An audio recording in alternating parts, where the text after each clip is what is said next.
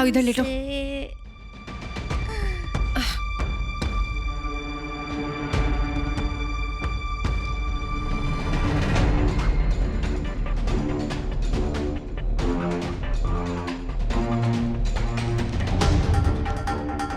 क्या कर रही हैं आप? हमारे बच्चे को जन्म देने के लिए इसे चुना? ये शराब पीती है, झूठ बोलती है, किराए पे बच्चों को उठाती है, बदतमीज है, तमीज नहीं है बात करने की इसको, लोगों को बेवकूफ बनाती है, चोरी करती है। आप पूरी दुनिया में इकलौती यही मिली थी आपको हमारे बच्चे के लिए? इस पर भरोसा कैसे कर सकती हैं आप प्रीति जी? ये लाएगी हमारे बच्चे को इस दुनिया में। हमारा बच्चा इस दुनिया में हमारे लिए दुनिया भर की खुशियां लेकर आएगा। बहुत बड़ी जिम्मेदारी है, और ये जिम्मेदारी आपने ऐसी लड़की पर सौंपी है। ये ऐसा क्या दिखा है आपको इसमें? वही जो आपको मुझ में एक बिना तजुर्बे वाली, एक घबराई हुई, घर से निकली हुई औरत में दिखा था शादी मुबारक में पार्टनर बनाने से पहले। आपकी बात और थी, आप ईमानदार थे, आपकी आंखों में मुझे सच्चाई दिखती थी। आपको देखते ही दिल कह रहा था कि हो ना हो इस इंसान पर भरोसा किया जा सकता है।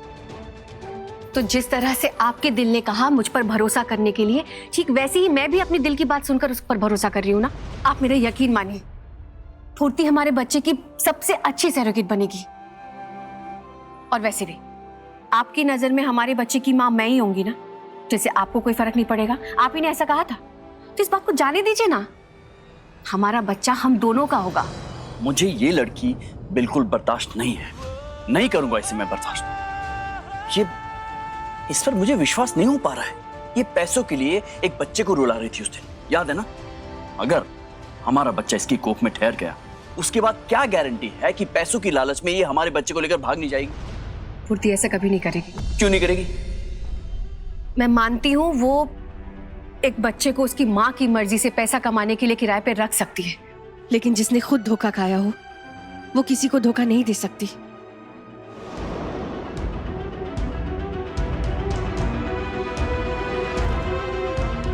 मेरी शादी मेरे लिए बस तबाही बनकर आई थी।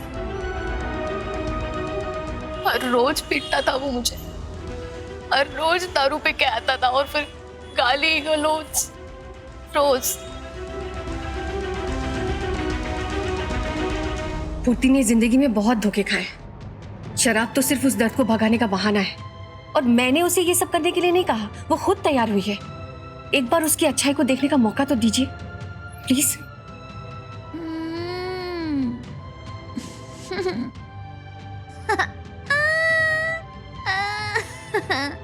फूर्ति, ये लो, उठो, आओ पानी पियो। आ जाओ, ये लो, पियो।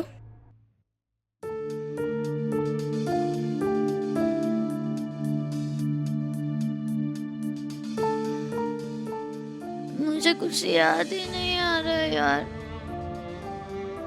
बहुत टुन हो गई थी मैं। ये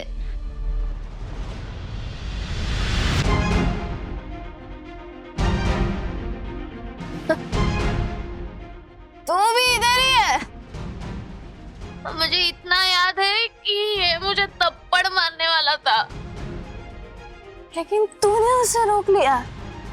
हाँ? तूने मेरी फिक्र किया।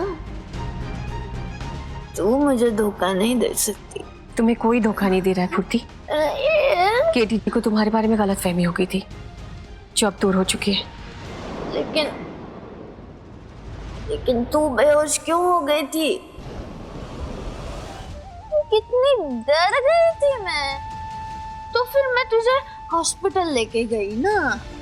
हाँ, हॉस्पिटल? क्या हुआ था? अब ठीक है? कुछ भी तो नहीं। हॉस्पिटल लेकर गई? हाँ, मतलब कुछ हुआ नहीं था। वो ऐसे दिन भर कुछ खाया पिया नहीं था ना, तो इसीलिए थोड़ा चक्कर आ गया था। मैं बिल्कुल ठीक हूँ। फूर्ति, केटी तुम्हारी पुलिस कंप्लेन वापस ले लेंगे।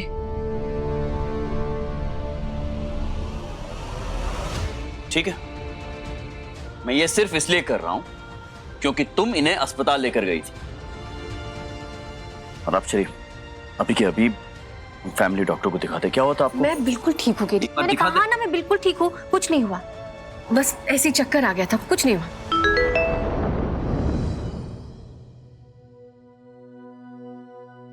पूर्ति के रिपोर्ट्स आ गए, वो पास हो गई है, मतलब सैरोगेसी के लिए तैयार है, और डॉक्टर ने ना आगे की प्रक्रिया के लिए कल बुलाया है। मैं तो बहुत खुश। हाँ? कल वापस हॉस्पिटल जाना है? हाँ, कल ही जाना है। मैं तो अभी से सो जाती हूँ, फिर कल वापस हॉस्पिटल। देख स्नेहा, तूने ये डाइट चार्ट तो बना दिया है, लेकिन तुझे पता ना इस उम्र में उसे परेशानी हो सकती है, इसलिए तुझे और भी ज्यादा ध्यान रखना होगा प्रीति का। भाभी आप बिल्कुल फिक्र मत कीजिए, बल्कि मैं तो सोच रही हूँ कि मैं हर रोज ना प्रीति के साथ मॉर्निंग वॉक पे जाऊंगी। अरे वाह, ये बहुत अच्छा रहेगा। तुम यही चाहती हो ना कि मैं सबके सामने तुमसे माफी मांगू? तो ठीक है। मॉम, बड़ी माँ, मुझे आप दोनों से कुछ कहना है। हाँ बोलो। बेटा नील, तुझे खुद हमसे कुछ कहना है या तेरी बीवी ने तुझे मजबूर किया है इसलिए हमसे बात करने आया है? क्योंकि शादी के बाद तो बेटा तू चोरू का गुलाम बन के रह गया है। तेरी अपनी सोच समझ ने तो बिल्कुल काम करना ही बंद कर दिया है, खुद तो कुछ कहता ही नहीं है। स्नेहा, पति अगर पत्नी की बात माने, चाहे पत्नी सही ही क्यों ना हो, तो इस घर के बड़े बुजुर्गों को हंसी आती है।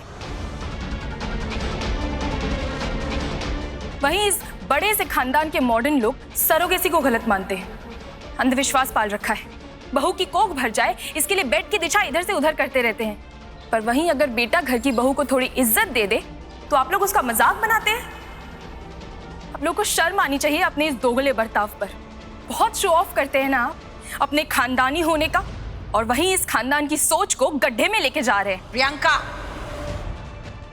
अपनी हद में रहो, तुम्हारी ये बदतमीजी और बर्दाश्त नहीं करेंगे। और नील, अंदर ले जाओ अपनी पत्नी को, इसे और इसकी नासमझी को अब हम और नहीं झेलेंगे। ले जाओ इसे। प्रियंका,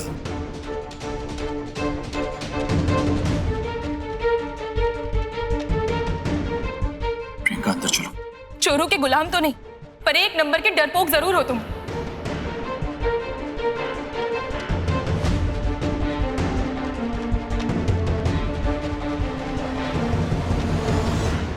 जी, मुझे लगता है आपकी बीमारी की बात अब आपको अपनी फैमिली में बता देनी चाहिए, किसी और को नहीं तो कम से कम अपने हस्बैंड को। देखिए, ऐसे अकेले आप कब तक ट्रीटमेंट के लिए आएंगी? कैंसर एक ऐसी बीमारी है जो ना सिर्फ आपके शरीर को कमज़ोर बनाता है बल्कि आपको मानसिक रूप से भी कमज़ोर करता है।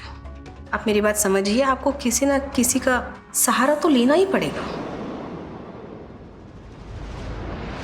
इम्पोर्टेंट मीटिंग थी, उसे कैंसिल करके हम यहाँ क्यों आए?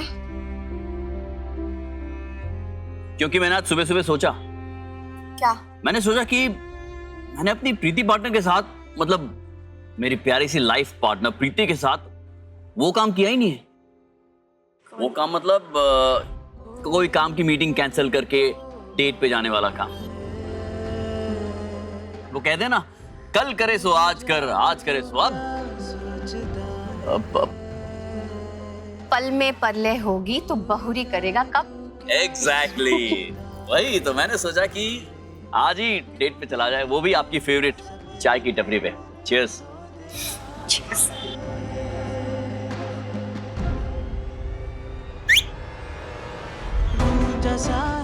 बड़ी देर कर दी, थैंक यू।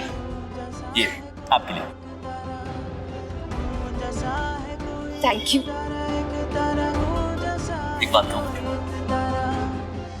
मैंने ना लाइफ में जो भी काम किया है ना, कभी मुझे कोई अफसोस नहीं रहा है किसी बात से।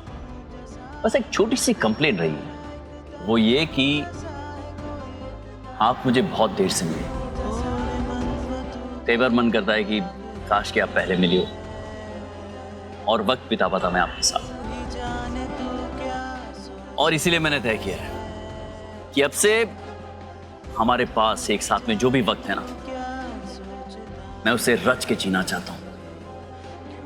पल पल में सदियां जीना चाहता हूं, उसे इन फूलों की तरह खूबसूरत बनाना चाहता हूं। आज आप मुझे एक प्रॉमिस कीजिए, अब से कभी भी ऐसा मौका मिला ना हमें जहाँ पे हम दोनों कहीं से भी कुछ पल चुरा पाए तो आप संकोच नहीं करेंगे, मेरे साथ जिएंगी खुलकर, ठीक उसी तरह जैसे मैं आपके साथ जीना चाहता हूँ। प्रीति प्रॉमिस?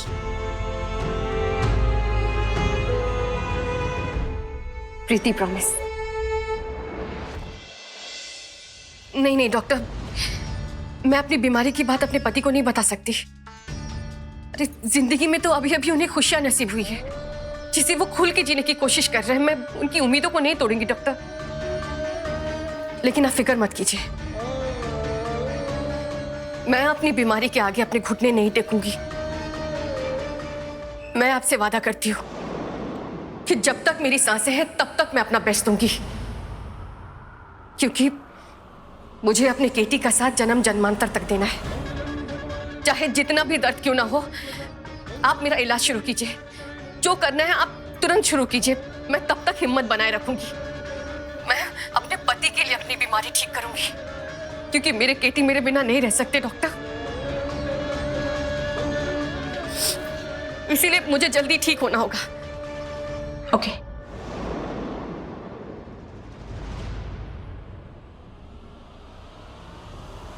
जैसा है कोई एक तारा दूं, जैसा है कोई एक तारा। स्टार प्लस के ऐसे ही और बेहतरीन लम्हे देखने के लिए सब्सक्राइब करें हमारे YouTube चैनल को।